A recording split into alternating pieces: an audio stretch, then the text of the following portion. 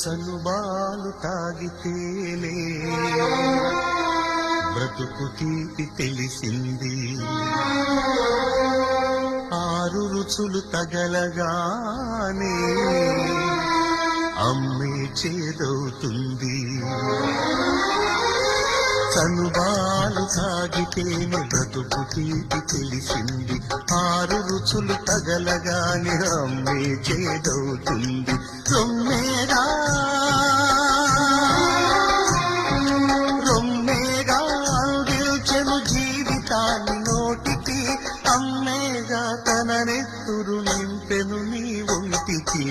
ఎవరు రాయగలరు అమ్మాను మాట కన్న కమ్మని కావ్యం, ఎవరు పాడగలరు అమ్మ అనురాగంలా తీయని రాగం.